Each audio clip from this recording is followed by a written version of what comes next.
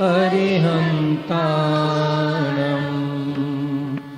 ॐ नमो सिद्धाणम् ॐ नमो आयर्यायम् ॐ नमो उवज्जायाणम् नमो लोये सवसाहुनम् एषो पञ्च नमोकारो सौवापावपणासनो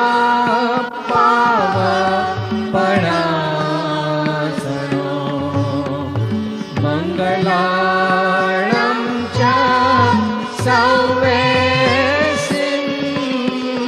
पडमं हवै मङ्गलम् पडमं हवै मङ्गलम्।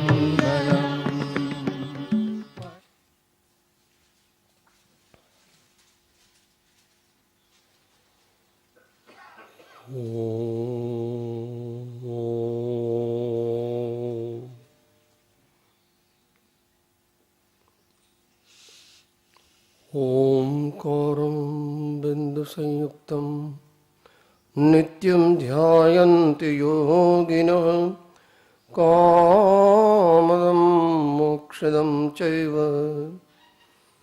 ओंकाराय नमो नमः। महादेव्या कक्षिरत्नं शब्दजेतरवात्मजम् श्रीराजचन्द्रम् अहं वन्दे तत्त्वलोचनदायकं प्रमुतत्त्वलोचनदायकम्।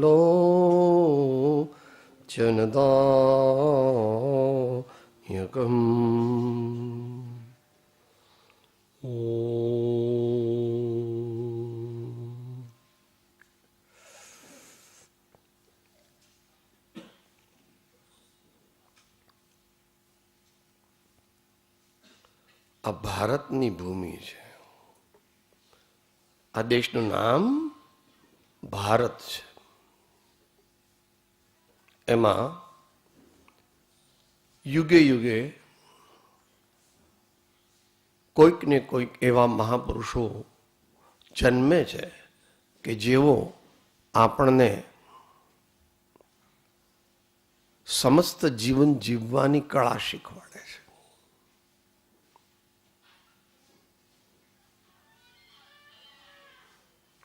એટલે પ્રાસંગિક શ્રીમદ ભગવદ્ ગીતામાં પણ એમ કહ્યું કે પરિત્રાણાય સાધુનામ વિનાશાય ચ દુષ્કૃતામ ધર્મ સંસ્થાપનાર્થાય સંભવામી યુગે યુગે. આપણે અહીંયા બપોરે સંત સાગર વાંચીએ છીએ. એમાં કુડીબંધ મહાપુરુષોના ચરિત્રો છે. ભલે એમાં વધારે આધ્યાત્મિક મહાપુરુષોના જીવન ચરિત્ર છે, તો બધા જ ક્ષેત્રોમાં મહાપુરુષો અવારનવાર આ દેશમાં ઉત્પન્ન થાય જ છે. બહુ ઉચ્ચ કોટીના હોય અથવા મધ્યમ કોટીના હોય, અને દેશને, દેશના મનુષ્યોને, અને ખાસ કરીને ધાર્મિક ભાવનાવાળા મનુષ્યોને જે અંધારું થઈ ગયું હોય તેનો વિનાશ કરી અને સાચા રસ્તે લઈ જવાનો પ્રયત્ન કરે છે. જવું કે ન જવું એ તો દરેકે પોતે જોવાનું છે, પણ મહાપુરુષો આપણને પ્રત્યક્ષપણે મળે અને એમાં આપણને પરમાર્થનો માર્ગ બતાવે, એટલે કે શાશ્વત આનંદનો માર્ગ બતાવે, એ એક મહાન પુણ્યનો ઉદય છે.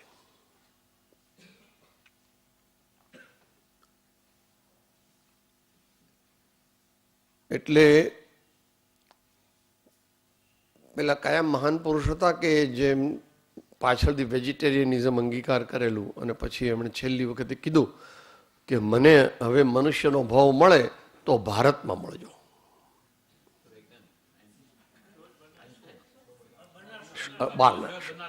George Bernard show. એમણે એવો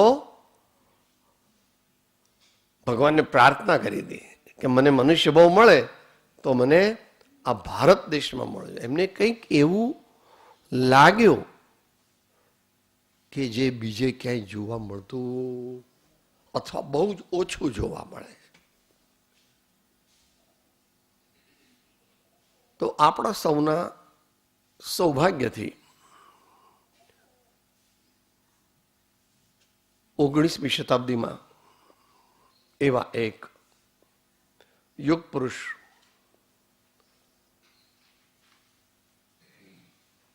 મહાપુરુષનો જન્મ થયો કે જેમણે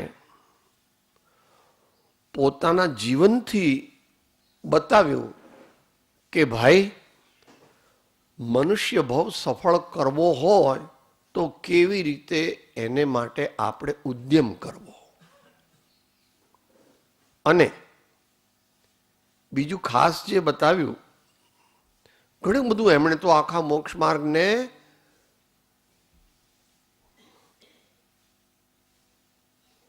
છૂટો કરીને એક સામાન્ય માણસથી માંડીને મોટા સાધુ મહારાજને પણ ઉપયોગી થાય એવું ઉત્તમ માર્ગદર્શન આપણને આપ્યું છે. પછી આપણી દ્રષ્ટિ ન હોય, આપણને ગચ્છમતની કલ્પના હોય, આપણામાં કોઈ એવા સંસ્કાર સારા ન હોય તો દ્રષ્ટાંત આવે છે કે કોઈ ભીલ કે વાઘરીનો દીકરો હોય અને એને કોઈ હીરો આપે તો એમ માને છે કે આ ચળકતો પથ્થરો છે એટલે કાગડો ઉડાડવામાં એ હીરાને ફેંકી દે, પણ તેથી હીરાની વેલ્યુ કંઈ ઓછી થઈ જતી. એમ આપણે કે બીજા કોઈ મનુષ્યો મહાપુરુષોના મહાત્મ્યને, તેમના અલૌકિક જીવન અને વ્યક્તિત્વને જો ન ઓળખે અને હોય આવું ચાલે કરે, સારા કવિ હતા આમ તેમ ગમે તે, હા, તેથી કંઈ તે મહાપુરુષોને કંઈ વાંધો આવતો. એમણે તો પહેલેથી જ કીધું છે, સકળ જગત તે એઠવત અથવા સ્વપ્ન સમાન, તે કહીએ જ્ઞાની દશા, બાકી વાચા જ્ઞાન. અમુક જગ્યાએ તો એવું પણ કીધું છે કે આ જીવનું આ ક્ષેત્રે આ કાળે ઉત્પન્ન થવું યોગ્ય નહોતું, છતાં પણ કોઈક એવું આકસ્મિક વાની મારી કોયલ. વાની મારી કોયલ એટલે શું કે કોયલ ઘણું ખરું જંગલમાં રહે, અથવા તો એ પણ કોક વાર એવું વાવાઝોડું આવે તો એ ખેંચાઈને ગામમાં આવી જાય. એવી રીતે આ મહાપુરુષો આમ તો જ્યાં તીર્થંકર ભગવાન હોય અને જ્યાં ધર્મની ખૂબ પ્રભાવના થતી હોય એવી જગ્યાએ જન્મે, પરંતુ કોક વાર અપવાદરૂપ આવું પણ થઈ જાય છે. છતાં તેઓ પોતાની અંદરની ભાવના, અંતરનો પુરુષાર્થ અને જીવનની ખુમારી હારી જતા નથી અને પોતાનો પુરુષાર્થ સાચી દિશામાં કર્યા જ કરે છે. અને કોઈ મહાભાગ્યવાન એમની આજુબાજુ હોય તો તેઓ એમને ઓળખી લે છે અને એમના બોધને ગ્રહણ કરી યથાશક્તિ પોતાના જીવનને પણ ઉજ્જવળ બનાવે. એટલે આપણે પણ જો આપણું કલ્યાણ ઈચ્છતા હોઈએ, આપણે એટલે અહીં બેઠા છીએ એટલું નહીં, કોઈ પણ આપણામાંથી એને જો સાચું સુખ જોઈતું હોય, સાચો આનંદ જોઈતો હોય, સાચું જ્ઞાન જોઈતું હોય, પરમાત્માની પ્રાપ્તિનો માર્ગ જોઈતો હોય અને સ્વ પર કલ્યાણ કરવું હોય તો આવા યુગ પ્રધાન પરમ કૃપાળુ શ્રીમદ રાજચંદ્રજી, જે તે વખતે કવિ રાયચંદભાઈ નામે ઓળખાતા હતા, એમના જીવન અને કવનનો અભ્યાસ કરવો જોઈએ. પણ એકલો અભ્યાસ કરવાથી કામ નહીં થાય.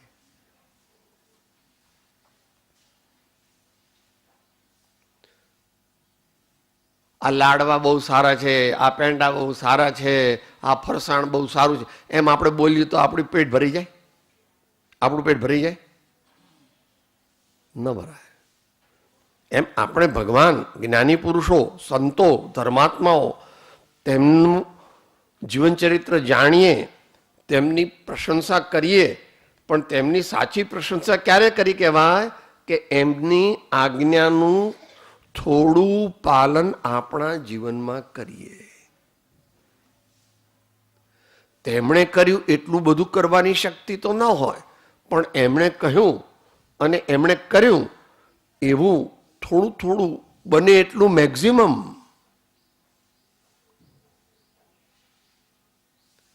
એમ 16 વર્ષે કહે છે, આત્મ તારો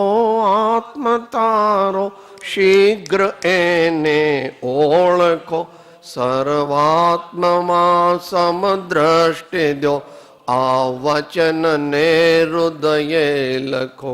સર્વાત્મમાં સમદ્રષ્ટિ દો, આ વચન ને હૃદયે લખો.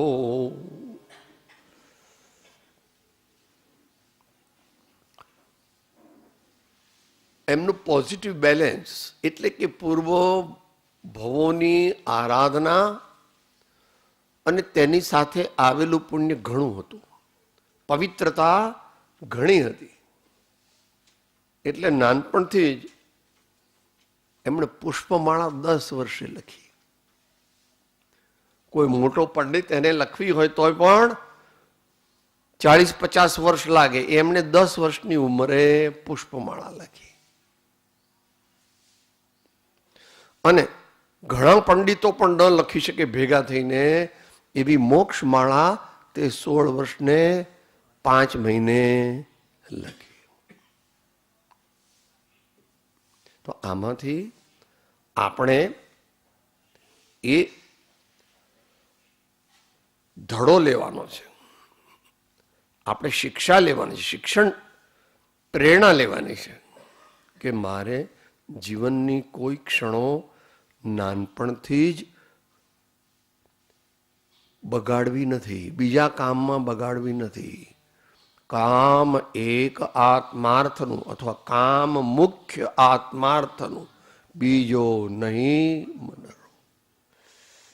બધાનું સૌભાગ્ય એટલું, આગલા ભવનું પણ ભાથું, એમનું આગલા ભવનું ભાથું પુષ્કળ હતું.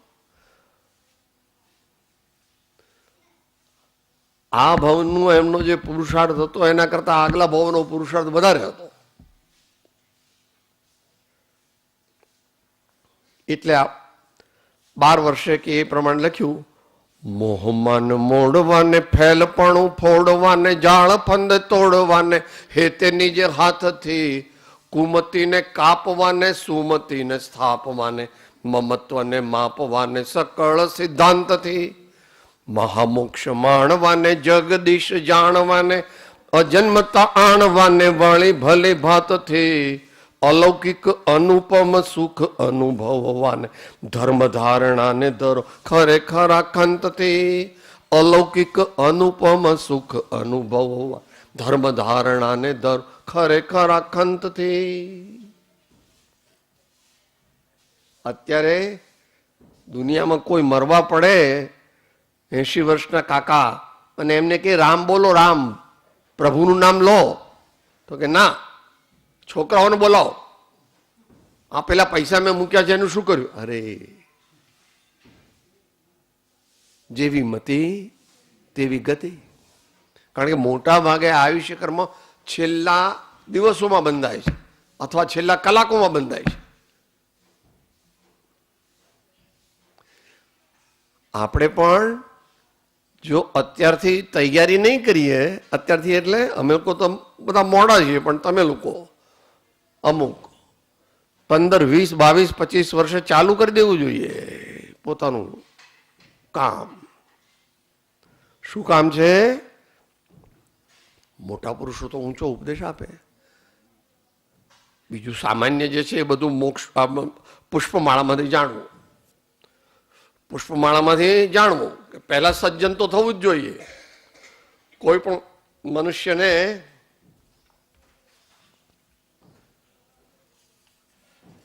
પહેલું જે લખે છે કે રાત્રિ વ્યતિક્રમી ગઈ, પ્રભાત થયું, ભાવ નિદ્રા ટાળવાનો પ્રયત્ન કરજો. જરાક અઘરું વાક્ય છે પહેલું, આપણે અત્યારે એ નથી લેતા, પણ ઘણી બધી વસ્તુઓ એમણે મોક્ષમાળામાં એવી કહી દીધી છે, તો એમાંના બે ચાર લઈએ, એને આપણે સમજીશું નહીં, કારણ કે એમના જીવનને થોડુંક આપણે વિચારવું છે કે જેથી આપણને પ્રેરણા મળે.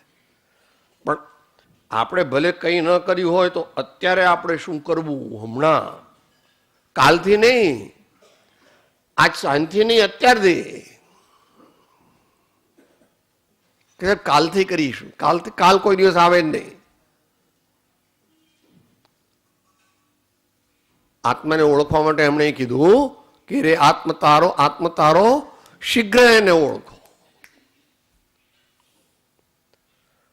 પણ કોઈ એમ કે સાહેબ એ તો હવે અપવાદરૂપ પુરુષ હતા અને એમણે બધું એવું કર્યું, આપણાથી કંઈ થાય એવું નથી. જો એમણે આપણાથી કંઈ થાય એવું જ ન હોય તો એમણે બેકાર આપણને કીધું, આટલો બધો ઉપદેશ આપ્યો એટલે એમના બરાબર ઠેકાણે નહીં હોય એટલે આવું લખ્યું. 21,000 વર્ષ પૂરા થશે ત્યાં સુધી પણ ભગવાન મહાવીરના શાસનમાં સારા મનુષ્યો થવાના છે, જ્ઞાનીઓ થવાના છે, અને શાસ્ત્ર અનુસાર તો મુનિઓ પણ થવાના છે. એમાં બધું લખ્યું છે છેલ્લે. આપણે એ વાતમાં નથી જવું. આપણે અત્યારે એ વિચારવું છે કે નાનપણમાં એ શું કરતા હતા સાહેબ.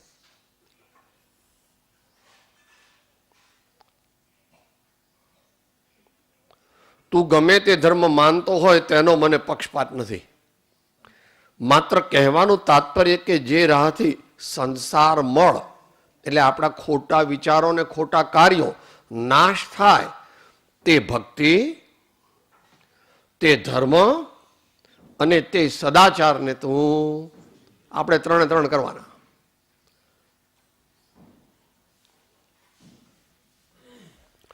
ત્રેવીસમો અંક, શ્રીમંત હો તો પૈસાના ઉપયોગને વિચારજે અને રડવાનું કારણ આજે શોધીને કહેજે. બધાને કીધું છે હો, માતાઓને કીધું, જો તું સ્ત્રી હોય તો તારા પતિ પ્રત્યેની ધર્મકરણીને સંભાળ. દોષ થયા હોય તેની ક્ષમા યાચ અને કુટુંબ ભણી દ્રષ્ટિ કર. કોઈકને એમ થાય કે સાહેબ એવી તો બાવા તો આ લોકોને શું ખબર પડે કે દુનિયાની જીવન કેમ જીવવું ને એમ. એવું નથી, દરેકને કીધું છે. ધર્માચાર્યને કહે છે હો, સાધુ મહારાજને, ધર્માચાર્ય હો તો તારા અનાચાર ભણી કટાક્ષ દ્રષ્ટિ રાખી આજના દિવસમાં પ્રવેશ કરજે. એટલે પેલું આપણે પ્રતિક્રમણ કહીએ ને કે ગઈકાલે મેં કંઈ પણ ભૂલ કરી હતી અને આજ સવારથી અત્યાર સુધીમાં મેં કંઈ ભૂલ કરી, ભૂલ એટલે મોટી ભૂલ, જેની આપણે પ્રતિક્રમણ કરવું પડે, જેનું આપણે પ્રાયશ્ચિત કરવું પડે. વેપારીને કહે છે તું ગમે તે ધંધાર્થી હો પરંતુ આજીવિકા અર્થે અન્યાય સંપન્ન દ્રવ્ય ઉપાર્જન કરીશ નહીં. આ જમાનામાં બહુ લાગુ પડે છે હો. લોકો કહે સાહેબ આપણે કંઈ જોવાનું નહીં, દુનિયા મરે કે જીવે આપણે તો જે આવે એનું ગળું કાપીને પૈસા લઈ લેવાના. ગળું કાપીને પૈસા, અરે બાપા તું બીજાના ગળા કાપે છે પણ તારું ગળું જ કપાઈ જાય છે. એવું છે. આપણે માનીએ કે ના માનીએ, અત્યારે દુનિયાના લોકો કે સાહેબ તમારા જેવા હોય અભણ જેવા અને આમ કંઈ બુદ્ધિ ના હોય ભગવાન ભગવાન ભગવાન ભગવાન ભગવાન ભગવાન આવા મોટા પુરુષોનું. એવું નથી. વકીલ થઈને આવ્યા ને બેરિસ્ટર ગાંધીજી, ત્યારે પહેલા એમને મળ્યા એટલે પોતાના કુટુંબીજનો વાત કરતા અને એમની પાસેથી 3 વસ્તુઓ બરાબર શીખીને લઈ લીધી ને એમણે પોતાના જીવન લખી છે. અહિંસા, સત્ય અને બ્રહ્મચર્ય. હજુ એ તો તે વખતે તો 24 વર્ષના હતા કૃપાળુદેવ, પણ ગાંધીજી જેવા બેરિસ્ટરનું પણ પારો બધો તે વખતે તો. આ જમાનામાં કોઈ વિદેશથી આવે તો પોતાને આમ હમણાં થોડા 10 વર્ષમાં ઓછું થઈ ગયું. મહાપુરુષોનું વર્તન એ એમની વાણીથી પણ આગળ હોય છે. અથવા મહાપુરુષો એકલું બોલતા નથી, પરંતુ પોતાના જીવનમાં ઉત્તમ વસ્તુઓને ઉતારે છે.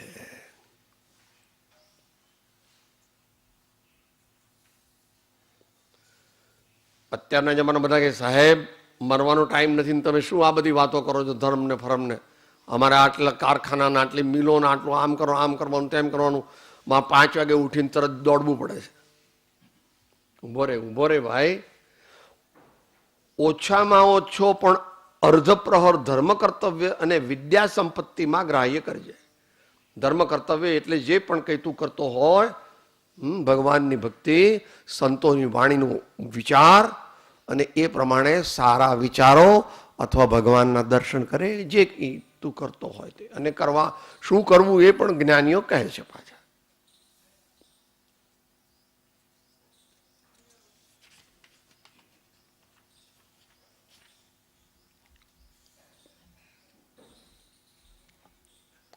ચાર વસ્તુને ખાસ સાચવો એમ કે છે.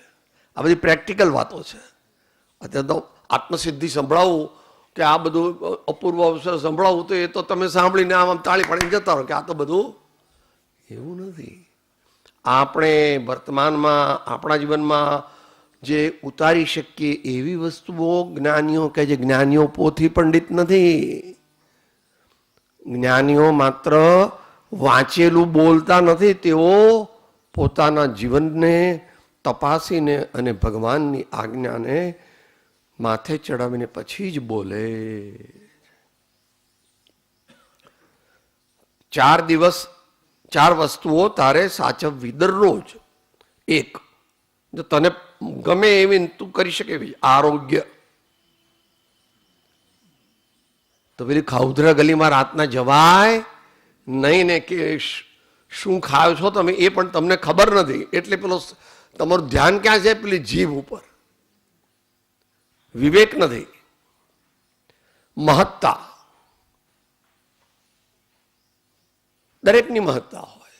મહત્તાનો અર્થ મર્યાદા પણ સમજો.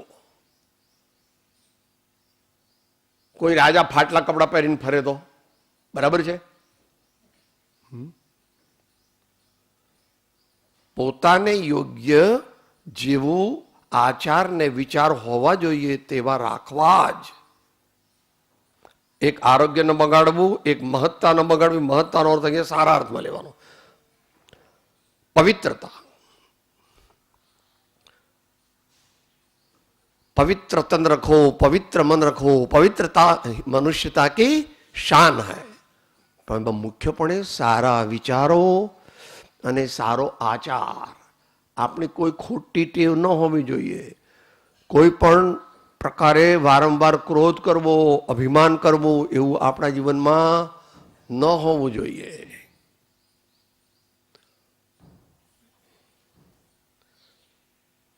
એટલે પવિત્રતા.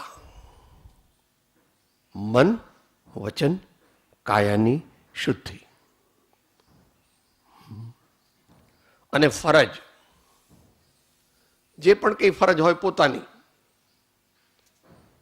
મહાપુરુષો જે લોકોત્તરો એની વાત જુદી છે. એ તો 15 વર્ષે 20 વર્ષે ઘેરથી નીકળી જાય છે. મનુષ્ય ભવની એક જ ફરજ, આત્મજ્ઞાન, આત્મસમાધિ અને મોક્ષ. આત્મજ્ઞાનની પ્રાપ્તિ, આત્મસમાધિની પ્રાપ્તિ અને મોક્ષ. પણ એવું કોણ? એવા કેટલા? આખી દુનિયામાં 10. અને તે પછી એ વિશે આપણે કંઈ કહેવું નથી. પણ મોટા પુરુષો જાગી ગયા, આવા મહાપુરુષો જાગી ગયા, આવા મહાપુરુષો જાગી ગયા. યુવા વયનો સર્વસંગ પરિત્યાગ મહત્પદને અર્પે છે. ભલે આપણે ન કરી શકીએ પણ એવી અંદરમાં ભાવના તો રાખીએ ને. યુવા વયનો સર્વસંગ પરિત્યાગ મહત્પદને અર્પે છે.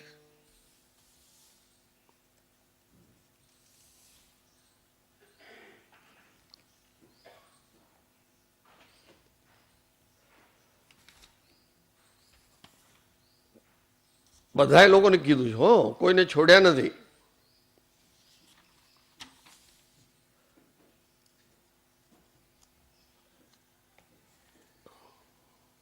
રાજાને પણ કંઈક કીધું છે.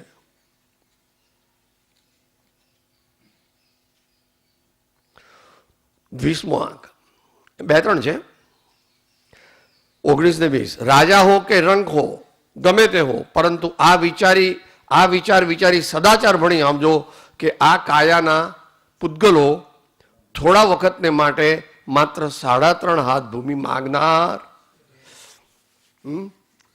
4 ફેક્ટરી છે ને તમે કહો છો સાહેબ હવે 5મી ફેક્ટરી કાઢવી છે, એટલે 5 ફેક્ટરી સાથે લઈ જશો, બધા 5 ફેક્ટરીઓ સાથે લઈ જશો. વિચારવું ધાર્મિક માત્ર નથી, હકીકત છે. કોઈ મનુષ્યો ધારો કે ગમે એટલી મિલો કારખાના હતા અથવા બીજું કોઈ બંગલા હતા, સાથે કોઈ લઈ ગયું, એકે લઈ ગયું, ઉલટી એની મમતા લઈને નીચ ગતિમાં ગયું. ઉલટી એની મમતા કરીને નીચ ગતિમાં. મારા કહેવાથી નહીં, અને કૃપાળુ કદાચ ન માનતા હોય તો એમને મહાવીર ભગવાન કહે છે, બહુ પાપનો આરંભ અને બહુ પરિગ્રહ. કે સાહેબ મારી પાસે 10 કરોડ રૂપિયા જ છે, હવે અત્યારે આ જમાનામાં કંઈ 10 કરોડ થઈ રહે, એટલે હવે હું બીજા, એને ખબર નથી. હો, અત્યારે પેલો પુણ્યનો ઉદય છે ને, કે સાહેબ અમે તો પાટું મારીને પૈસા પેદા કરીએ, તમારે જેવા ગેંગી ફેંગી નથી, અમે તો પાટું મારીને પૈસા પેદા કરીએ. શાંતિ રાખ, શાંતિ રાખ, થોડા વખતમાં ખબર પડી જશે બધી. એટલે બધાને કહે છે તું રાજા હો તો ફિકર નહીં, પણ પ્રમાદ ન કર, તારી ડ્યુટી બજાવ બરાબર. કારણ નીચમાં નીચ, અધમમાં અધમ, વ્યભિચારનો, ગર્ભપાતનો, નિર્વંશનો, ચંડાળનો, કસાઈનો અને વેશ્યાનો એવો કણ તું ખાય છે. તો પછી આ બધા ટેક્સ બધા આવે ને, જુદી જુદી જાતના ટેક્સ.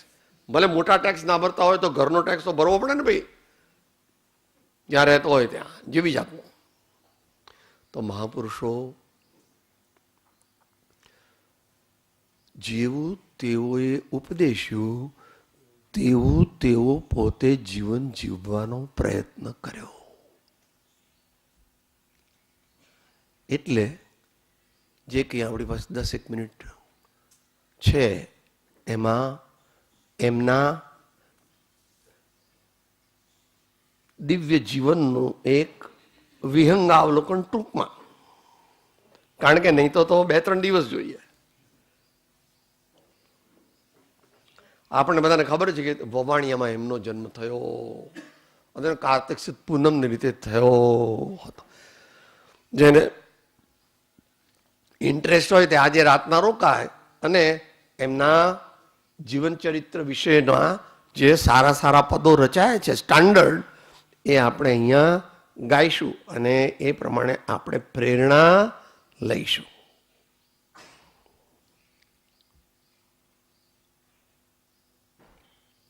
નાનપણમાં જ 7 વર્ષની ઉંમરે એમના એક અમીચંદ નામના વડીલ હતા, એ સર્પદંશ સાપ કરડવાથી ગુજરી ગયા. બીજે દિવસે એમણે કીધું બધાને કે ભાઈ દાદા કેમ નથી આવ્યા, દાદા કેમ નથી, કે દાદા તો મરી ગયા. કે મરી જવું એટલે શું? એટલે હવે બોલે નહીં, ચાલે નહીં, ખાય નહીં, પીએ નહીં, એમને બાળી દેવાના. શું વાત કરો છો? આટલા સારા માણસને બાળી દેવાના? આટલા સારા માણસને બાળી દેવાના?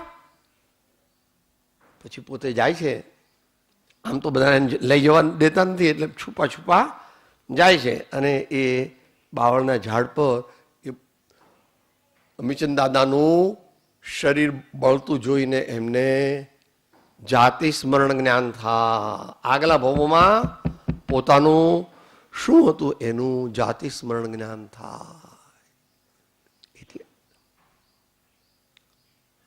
ઊંચો જીવ હતો એટલું તો સ્વીકારવું પડે. આપણે બધા કેટલાયને બાળીને આવ્યા તો એમ લાગે છે કે હવે કાંઈ ફેર નથી, કાંઈ ફેર નથી. શાળામાં જે પાઠ એમને શીખવાડે એ પાઠ પછી પાછા એ ટીચરને પણ શીખવાડે અને બધા વિદ્યાર્થીઓને પણ શીખવાડે. આ તો એક બૌદ્ધિક મહાનતા છે. પણ એવી જાતનું જે બુદ્ધિ સુબુદ્ધિ એ પણ પ્રશંસનીય છે, એ પણ પ્રશંસનીય છે. પછી એમણે અવધાન કરેલા, જુદા જુદા ઘણા અવધાન કરેલા.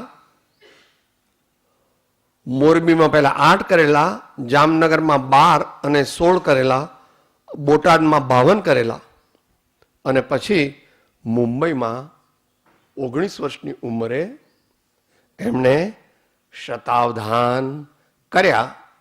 એટલે એક સાથે 100 વસ્તુને લોકો કરે તો એને જોવી, જાણવી અને પોતાની મેમરીમાં રિટેન કરી અને પછી કોઈ પૂછે કે આ શું કરતા હતા તો એને જવાબ આપો. આ શું કરતા હતા એનો આપણે 3 વસ્તુ પણ એક સાથે કરી શકીએ નહીં.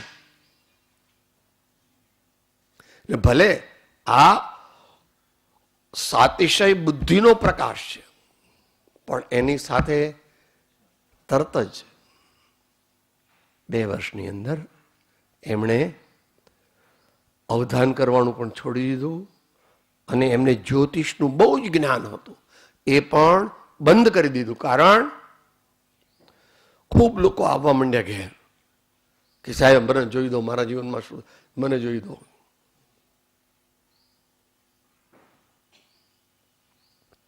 એમને તો માયલાને જોવો તો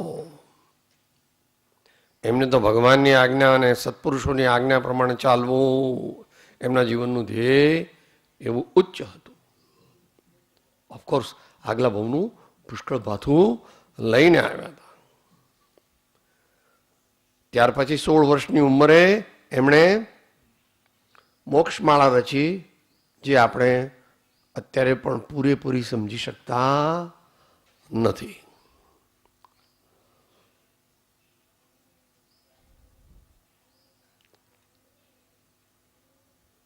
પછી પોતે વધારે ચિંતનમાં રહેવા લાગ્યા. શાસ્ત્ર અધ્યયન, ચિંતન, શાસ્ત્ર અધ્યયન, ચિંતન.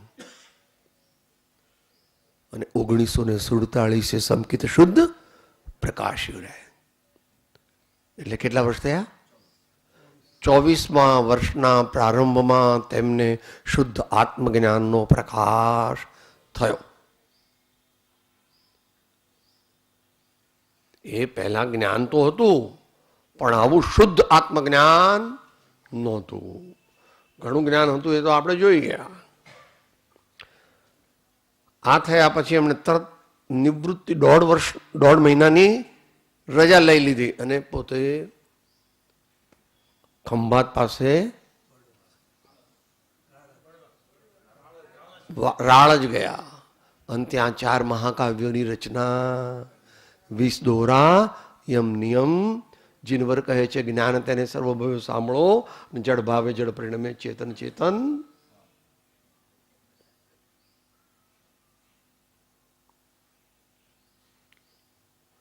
निज पर के हित साधन में जो निश दिन तत्पर रहते हैं, निज पर के हित साधन में जो निश दिन तत्पर रहते हैं, स्वार्थ त्याग की कठिन तपस्या बिना खेद जो करते हैं, ऐसे ज्ञानी साधु जगत के दुख समूह को हरते. પરોપકારાય સતામ વિભૂતય. મોટા જ્ઞાની થાય તો વહેંચે અને મોટા શ્રીમંત થાય તો લોકોને કે આ તો ગાંડો લાગે છે, આ બધું ખલાસ થઈ જશે, ઉડાડી દેશે. એ મારગડા જુદા. એ સારા ભાવપૂર્વક યોગ્ય પાત્રને દાન આપવાથી લક્ષ્મી 100 ગણી, 200 ગણી, 500 ગણી, 1000 ગણી, લાખ ગણી કે 10 લાખ ગણી વધે છે. કોઈ દિવસ સત્કાર્યમાં ધન વાપરવાથી ખલાસ થઈ જશે એવું સ્વપ્નમાં પણ માનવું નહીં. નહીં તો આપણે મહાવીરના કટ્ટા કરવા વાળા. મહાવીરના નહીં, દરેક ભારતીય સંસ્કૃતિમાં દરેક દાનવીરનું બહુ મહાત્મ્ય છે. જનની જણ તો ભક્ત જણ ને કા દાતા કા શૂર ને નહીતર રહે જે વાંજણી ને મત ગુમા વિષ્ણુ.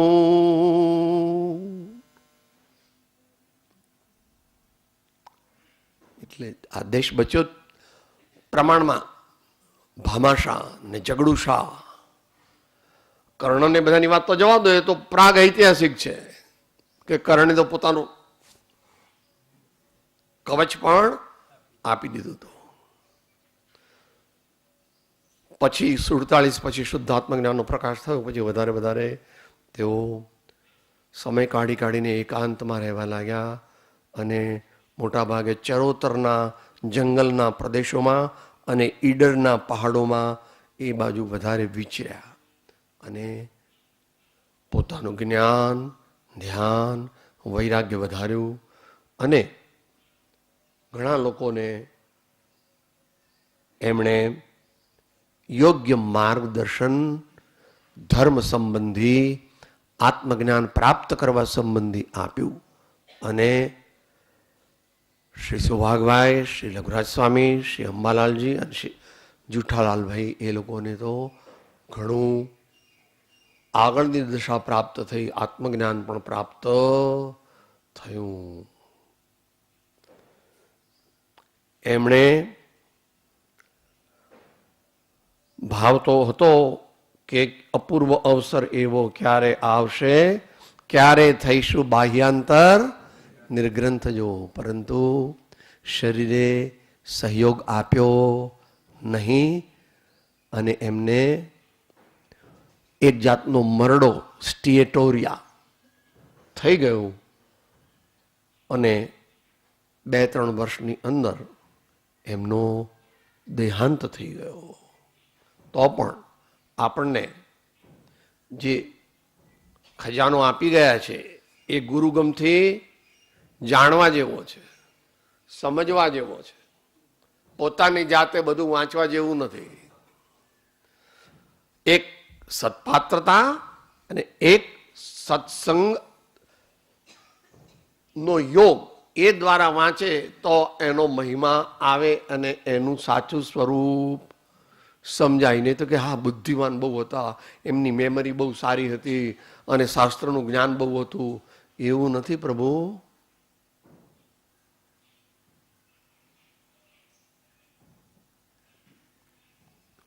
એ મારગડા જુદા. પ્રભુને મળવાના મારગડા તે અંતરને નિર્મળ કરવું, અંતરને પવિત્ર કરવું, હંમેશા સારા વિચારોમાં રહેવું, જગતના સર્વ જીવોનું આપણે રૂડું ભલું થાય, કોઈનું બુરું ન થાય એવી ભાવના અવશ્ય કરવી. અને નિયત સમય દરરોજ કોઈ પણ સંત ધર્માત્મા યોગ્ય હોય એમની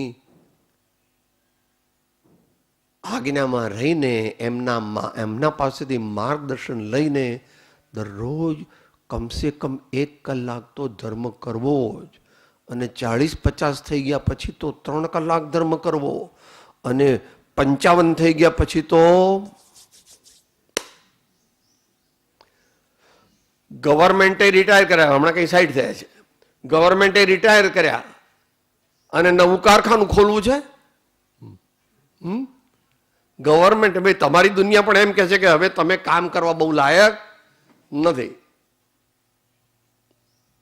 બાકી તો મહાભાગ્યશાળી તો તે છે जिन धरि बालक पण दीक्षा कमठ मान विदार के श्री पार्श्वनाथ जिनेन्द्र के पद में नमो शिरधार के श्री पार्श्वनाथ जिनेन्द्र के पद में नमो शिरधार के ये तो बहु मोटा पुरुषની વાત થઈ એ તો આત્માના અનંત પતિ થયા એ તો આત્માના અનંત પતિ થયા ભગવાન તો પણ તું લખપતિ તો થઈ શકે આપણે ધર્મ પ્રાપ્ત કરી શકીએ છીએ આપણને આત્માના આનંદનો થોડો અનુભવ થઈ શકે છે આપણામાં દયા શાંતિ ક્ષમા સત્ય ત્યાગ વૈરાગ્ય આવા ગુણો અત્યારે પણ પ્રગટી શકે છે તો આવું બધું ધ્યાન રાખી અને આપણે મહાપુરુષોનું જીવન એમાંથી પ્રેરણા લઈ અને નાની ઉંમરે સમાધિપૂર્વક તેઓ રાજકોટમાં દેહ છોડ્યો તે આપણે બધા જઈએ છીએ અને બધાએ દર્શન કર્યા છે ન કર્યા હોય એણે બાકીના એમના જે સ્મારકો છે જે જગ્યાએ તે અહીંયા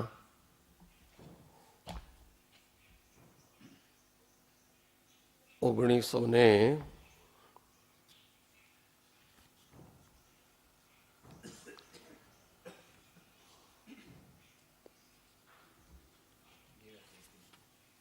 લગભગ 89 છે ને એમાં આ સંસ્થા તરફથી એમનો વિશેષાંક બહાર પડેલો અત્યારે તો અવેલેબલ નથી કારણ કે બધી જ કોપીઓ ખલાસ થઈ ગઈ છે પરંતુ એમાં એમનું પોતાનું પણ છે અને એમના વિશે મહાપુરુષોએ શું કહ્યું એ પણ છે એમાંથી આપણને ખૂબ પ્રેરણા મળે એવું છે માટે આપણે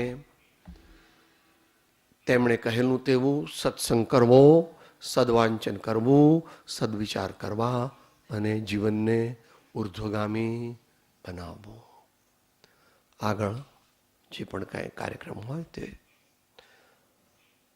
દેહ છતાં જેની દશા વર્તે દેહાતીત તે જ્ઞાનીના ચરણમાં હો વંદન સંગ્રો પરમ કૃપાળો ત્રિલોકના સબ સંતન કી આનંદ ઓમ સાથે બોલીએ સૂત્ર હું આત્મા છું આપનો સેવક છું સૌનો મિત્ર છું હું આત્મા છું આપનો સેવક છું સૌનો મિત્ર હું આત્મા છું આપનો સેવક છું સૌનો મિત્ર ઓમ